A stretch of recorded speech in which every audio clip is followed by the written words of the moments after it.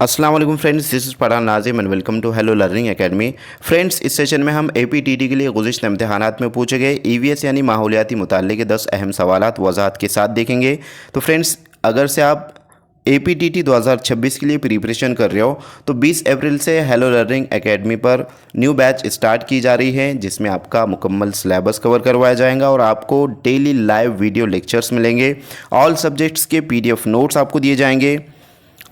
5000 plus MCQs and PYQs practice के लिए आपको दिए जाएंगे। तो फ्रेंड्स, एक पेपर के लिए फ़ीस 999 हमने रखा है और अगर आप दोनों पेपर ज्वाइन करते हो तो 1299 इसकी फ़ीस है। अगर आप इंटरेस्टेड हो तो प्ले स्टोर से हेलो लर्निंग एकेडमी एप्लीकेशन को डाउनलोड कीजिए और वहाँ से आप कोर्स ज्वाइन कर सकते हो। अगर आपको कोई इंक्वायरी करना हो तो नीचे दिए गए नंबर पर व्हाट्सअप या कॉन्टैक्ट कर सकते हो। तो फ्रेंड्स, वक्त को ज़ाया ना करते हो, चलते हम क्वेश्चंस की तरफ। शिवाजी महाराज के अष्टप्रधान मंडल में मंत्री के ओहदे पर फाइज शख्स कौन से काम अंजाम देते? तो फ्रेंड्स, शिवाजी महाराज का जो अष्टप्रधान मंडल जो था, तकरीबन 8 उसमें जो है तो चीज़ें मेंशन की गई थी, यानी कि 8 जो है तो पोस्टिंग थी उसके अंदर। वो डिटेल एक्सप्लेनेशन के साथ आपको क्लासेस में बतलाया गया। अगर से आपने क्लास ज्वाइन नहीं किए तो जल्द से जल्द कीजिए और अपना जो महा TT का इम्तिहान है उसको क्वालिफाइड कीजिए और अपना जो फ्यूचर है उसको जो है तो अच्छे से आप मेक कर सकते हो, बना सकते हो। आपके जो है तो हाथ में है, लिहाजा देर आए दुरुस्त आए। लेकिन अब जो है तो फ्रेंड्स, वक्त को ज़ाया नहीं करना है। एक एक मिनट और एक एक दिन हमारे लिए बहुत ही इम्पॉर्टेंट है और एक एक दिन करीब आ रहा है इम्तिहान के लिए।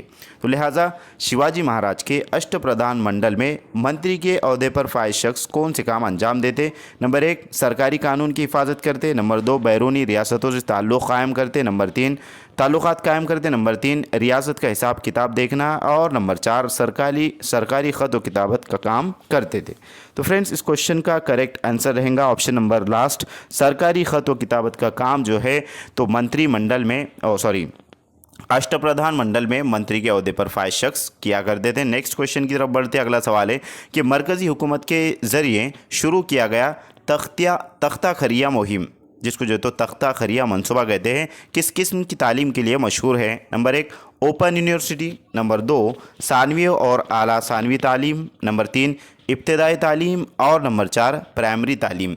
तो फ्रेंड्स, मरकज़ी हुकूमत के ज़रिए शुरू किया गया तख्ता खरिया मनसूबा किस किस्म की तालीम के लिए मशहूर है? तो फ्रेंड्स, ये सानवी तालीम और आला सानवी तालीम के लिए ये जो है तो रॉन्ग रहेगा। ओपन यूनिवर्सिटी भी जो है तो यहाँ पर रॉन्ग रहेगा और प्राइमरी तालीम के लिए भी रॉन्ग रहेगा। लेकिन ये जो है लिहाजा इब्तदाई तालीम के लिए ये मनसूबा स्टार्ट किया गया था, जिसको जो है तो स्टार्टिंग की जो तालीम होती है तख्ता खरिया मुहिम, ये मनसूबा इब्तदाई तालीम के लिए मरकज़ी हुकूमत के ज़रिए शुरू किया गया था। ऑप्शन नंबर 3 करेक्ट आंसर रहेगा। नेक्स्ट क्वेश्चन है कि सही जोड़ियाँ लगाएं। यहाँ पर जोड़ियों पर मुश्तमिल एक क्वेश्चन EVS में पूछा जाता है। तो यहाँ पर लिहाजा इस तरीके से है कि कोसबार्ड मनसूबा, उसके बाद है शारदा सदन, उसके बाद है सेवा सदन और उसके बाद है महिला दक्षता समिति। तो हमें इस बात का बखूबी इल्म होना चाहिए कि इस टाइप का एक क्वेश्चन आने वाला है, अब वो कहाँ से भी आ सकता। तो लिहाजा तीसरी जमात से लेकर 5वीं जमात तक की जो EVS की बुक्स है उसको आपको अच्छे से रीड कर लेना है। तो फ्रेंड्स, यहाँ पर है कोसबार्ड जो मनसूबा है वो किसने जो है तो उसके बानी कौन है? शारदा सदन के बुनियाद किसने रखी थी? सेवा सदन किसने जो है तो उसकी बुनियाद डाली थी? ये तमाम तर चीज़ें यहाँ पर मेंशन है। तो इन शॉर्ट मैं आपको डायरेक्टली आंसर की तरफ लेकर जाता हूँ। लिहाजा फर्स्ट जो है कोसबार्ड जो मनसूबा है वो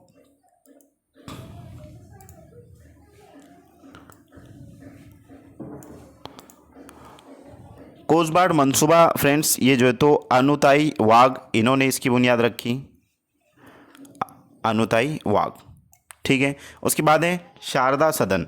अब शारदा सदन की जो है तो बुनियाद पंडिता रमाबाई ने रखी।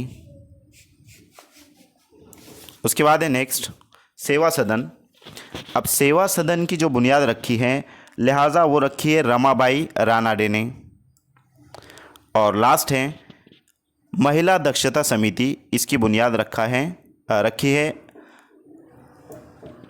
परमला दंडवते, इन्होंने। तो अब इसके अकॉर्डिंग जो है तो आंसर क्या बन रहा है इसको आपको कमेंट बॉक्स में कमेंट करना है। ठीक है, नेक्स्ट क्वेश्चन की तरफ चलते। इसको आप स्किप कर लीजिएगा और इसको चेक कर सकते हो कि इस टाइप का जो है तो आंसर कौन से ऑप्शंस में नज़र आ रहा है।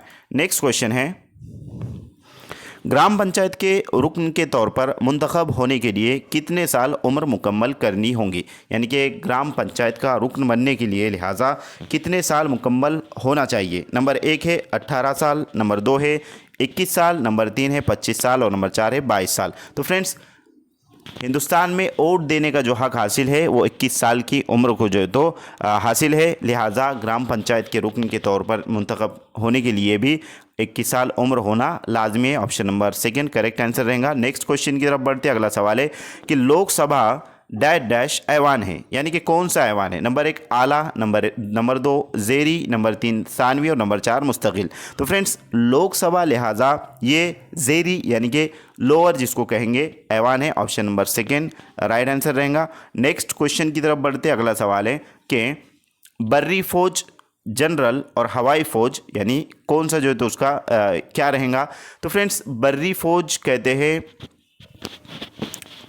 आर्मी को कहते हैं, बहरी फौज कहते हैं नेवी वालों को, और हवाई फौज यानी एयरफोर्स वालों को कहा जाता है। अब बर्री फौज का जो मेन हेड होता है, जो चीफ होता है, उसको जनरल कहते हैं, जो कि आर्मी में होता है। हवाई फौज यानी कि एयरफोर्स का क्या रहेगा, और उसी तरीके से लिहाजा जो बहरी फौज है यानी कि नेवी है, तो उसको जो तो क्या कहा जाता है। लिहाजा यहाँ पर है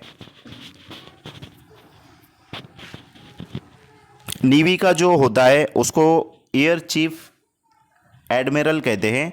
बर्री फौज यानी कि आर्मी के जो फौज के जनरल होते हैं, चीफ होते हैं, उसको जनरल कहा जाता है। एयरफोर्स वालों को जो है तो एयर चीफ एडमिरल कहा जाता है।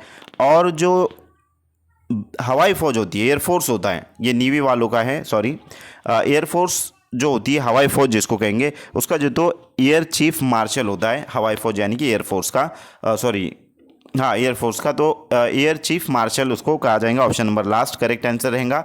तो इस टाइप का एक क्वेश्चन पूछा गया है, फौज से मुतालिक क्वेश्चन पूछा गया है। ये लेटेस्ट क्वेश्चन इसको कहा जाएगा, 21वीं सदी का क्वेश्चन भी इसको कह सकते हैं। नेक्स्ट क्वेश्चन की तरफ बढ़ते। अगला सवाल है, तो फ्रेंड्स, गुज़िश्ता को जो एक क्वेश्चन गुजरा है, अभी जस्ट हमने उसके बारे में मालूमात हासिल की है कि ग्राम पंचायत के रुकन के तौर पर जो मुंतखब होने के लिए कितने साल उम्र मुकम्मल करनी होगी। इसी टाइप का क्वेश्चन आपको पूछा जा सकता है कि विधानसभा के लिए जो है तो कितनी उम्र होना चाहिए। तो फ्रेंड्स, विधानसभा के लिए लिहाजा यानी कि विधानसभा के रुकन के तौर पर मुंतखब होने के लिए कितनी साल उम्र होना चाहिए, ऐसा क्वेश्चन पूछा जा सकता है। तो उसके लिए 25 जो है तो कंप्लीट होना चाहिए, 25 साल की उम्र कंप्लीट होना चाहिए। उसके बाद इस तरीके से क्वेश्चन आ सकता है कि विधान परिषद के लिए कितनी जो है तो उम्र होना चाहिए। तो उसके लिए 30 साल होना चाहिए। इसको आपको नोट करके रख लेना अच्छे से ताकि आपके जहन में रहे। उसके बाद है कि राज्यसभा में कितनी जो है तो उम्र होना चाहिए। तो उसका आंसर है 30 साल कंप्लीट होना चाहिए राज्यसभा में। और उसी तरीके से लोकसभा में जो है तो 25 साल कंप्लीट होना चाहिए। और उसके बाद राज्यपाल जो होता है उसके लिए जो है तो 35 उम्र कंप्लीट होना चाहिए। ये है 4-5 सवाल जो यहाँ से इस टाइप के क्वेश्चन पूछे जा सकते हैं। अब हम नेक्स्ट क्वेश्चन की तरफ बढ़ते हैं। तो अगला सवाल है कि भारत के सदर जमहूरिया का इंतखाब करते वक्त बराह रास्त इंतखाब में जेल में से किस मजलिस के अराकीन की शमूलियत होती है। यानी कि अब ये जेल में 3 रुकने दिए गए, अराकीन दिए गए, लोकसभा, राज्यसभा, विधानसभा। इन तीनों में से सदर जमहूरिया का जब इंतखाब होता है उस वक्त कौन कौन वहाँ पर हाजिर होता है, शामिल हाल होता है। इस टाइप का क्वेश्चन पूछा गया है।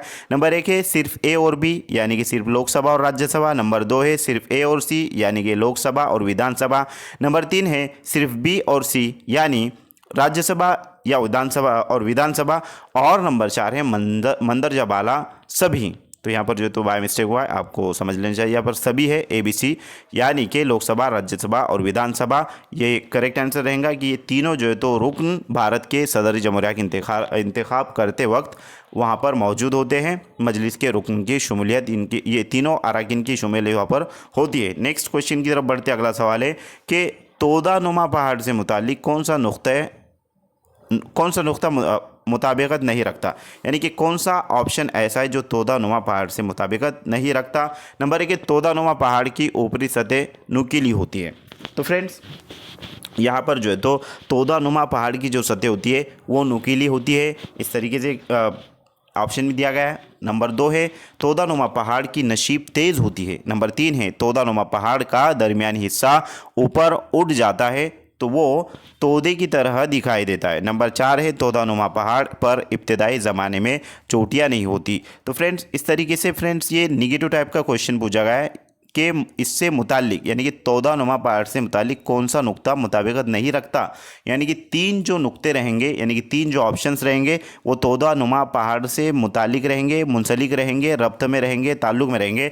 लेकिन एक यहाँ पर ऑप्शन ऐसा है जो कि निगेटिव टाइप का क्वेश्चन पूछा गया है फ्रेंड्स, वही उसका करेक्ट आंसर रहेगा यानी कि सही जवाब रहेगा। तो तोदानुमा पहाड़ की ऊपरी सतह नुकीली होती हैं। तो यहाँ पर नुकीली नहीं होती है, यहाँ पर जो तो लिखा है होती है। इस वास्ते ये जो ऑप्शन है ये रॉन्ग है और यही आपका राइट आंसर है। इस टाइप का क्वेश्चन, निगेटिव टाइप के क्वेश्चन ज़्यादा जो है तो पूछे जा रहे हैं और वहाँ पर आपको कंफ्यूज नहीं होना है। आपको जो है तो क्वेश्चन को 1 से 2 मरतबा अच्छे से पढ़ लेना है कि क्वेश्चन में पूछ क्या रहा है, तो वहीं पर आपको जो है तो आधा क्वेश्चन, आधा जो सवाल आपका हल हो जाएगा। आप नेक्स्ट क्वेश्चन की तरफ चलते, इसका करेक्ट आंसर रहेगा ऑप्शन नंबर फर्स्ट, तोदानुमा पहाड़ की ऊपरी सतह नुकीली होती है। नेक्स्ट क्वेश्चन है कि आलमी तयन मकाम का निज़ाम, आलमी तयन मकाम का निज़ाम जीपीएस, जिसको ग्लोबल पोजीशनिंग सिस्टम कहते हैं। ग्लोबल पोजीशनिंग सिस्टम इस कंप्यूटर के नक्शे यानी कि कंप्यूटराइज्ड मैपिंग के तरीके में बुनियादी तौर पर किसका इस्तेमाल किया जाता है। नंबर 1 है रेडियो लहरे का, नंबर 2 है कंप्यूटर कोडिंग का, नंबर 3 है मकानी अलामात का और नंबर 4 तुलुल बलद और अर्जुल बलद का। तो फ्रेंड्स ये लेटेस्ट के क्वेश्चंस आ रहे हैं इस टाइप के, यानी कि 21st सेंचुरी से मुतालिक क्वेश्चंस आ रहे हैं। तो ये जो क्वेश्चन है फ्रेंड्स नए क्वेश्चंस इसको कहा जाएगा, लिहाजा इस क्वेश्चन का करेक्ट आंसर है तुलुल बलद और अर्जुल बलद। इसके ज़रिए जो है तो कंप्यूटर मैपिंग और ग्लोबल पोजीशनिंग सिस्टम जो जीपीएस कहते हैं हम उसको, तो ये इस्तेमाल इसमें जो तो कंप्यूटर मैपिंग में इसका इस्तेमाल बुनियादी तौर पर किया जा रहा है, तुलुल बलद और अर्जुल बलद। तो ये ज्योग्राफी में इसको, ज्योग्राफी की जो क्लास है उसमें डिटेल एक्सप्लेनेशन के साथ हमने इसको समझा है। नेक्स्ट क्वेश्चन की तरफ बढ़ते, अगला सवाल है सर्द इलाकों में बर्फ डैश डैश नहीं होता। नंबर 1 एक जिनसी, नंबर 2 मजबूत, नंबर 3 भुरभुरी और नंबर 4 शफाफ। तो फ्रेंड्स सर्द इलाकों में बर्फ क्या नहीं होता, एक जैसी नहीं हो, एक जिनसी नहीं होता, या फिर मजबूत नहीं होता, या भुरभुरी नहीं होता, या शफाफ नहीं होता। तो फ्रेंड्स इस क्वेश्चन का करेक्ट आंसर है ऑप्शन नंबर 3, भुरभुरी जो है तो नहीं होता। मैं उम्मीद करता हूँ कि आपको तमाम तर क्वेश्चन अच्छे से समझ में आ गए होंगे। अगर किसी का कोई क्वेश्चन है, किसी का कोई डाउट है तो कमेंट बॉक्स में ज़रूर कमेंट कीजिए और मिलते हैं हम नेक्स्ट टाइम नेक्स्ट वीडियो में। अगर आपको वीडियो अच्छी लगी तो एक लाइक ज़रूर कीजिए और अपने फ्रेंड सर्कल में ज़्यादा से ज़्यादा इस वीडियो को शेयर कीजिए। तो friends thank you for watching and listening my video. Thank you very much Indeed for your cooperation and have a nice day.